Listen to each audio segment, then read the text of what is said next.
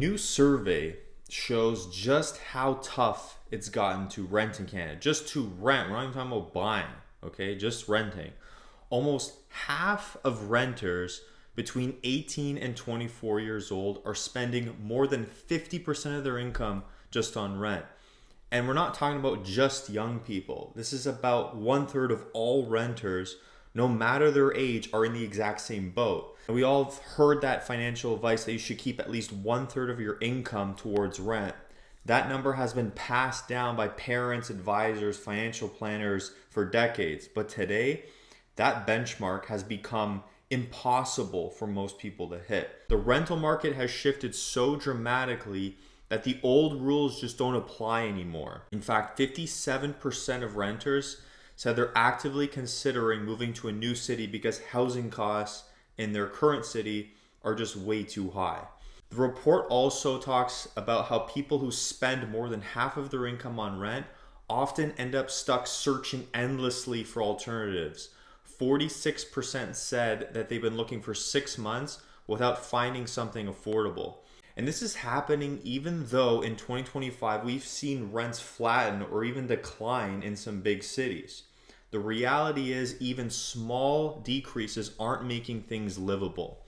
Edmonton was called out as an example. It used to be seen as affordable, but now average rent there has gone up 27% in just 3 years.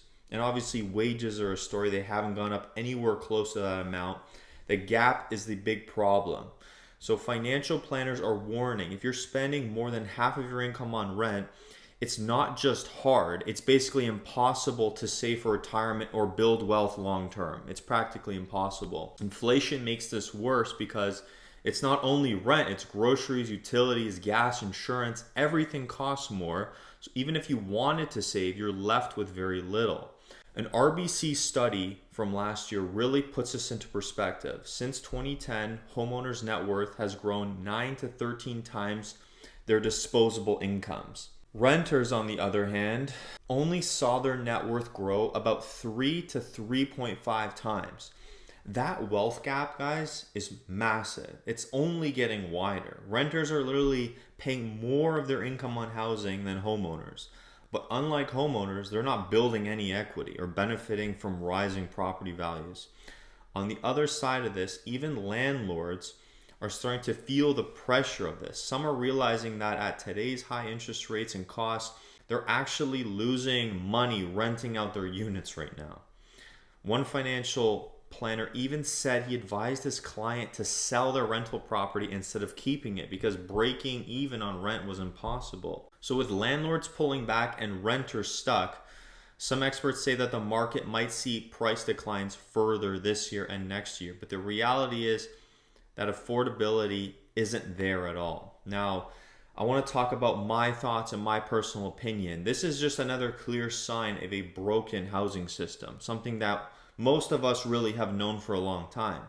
Renters are working hard, paying half of their income just to keep a roof over their head. They're not building any income doing that.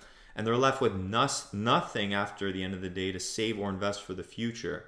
So everything feels out of reach for most of these renters. And the wealth gap between the renters and the homeowners continues to grow bigger. Landlords they're running the numbers and they're seeing that things aren't even penciling out. So until we see a real alignment between wages and housing costs, whether through that be wage growth or more affordable housing, whenever they talk about that, they really don't mean affordable housing to purchase. They're usually talking about affordable rentals, right? But we all really want to see housing that we can purchase become more affordable. That's the goal. That will benefit most of the greater good.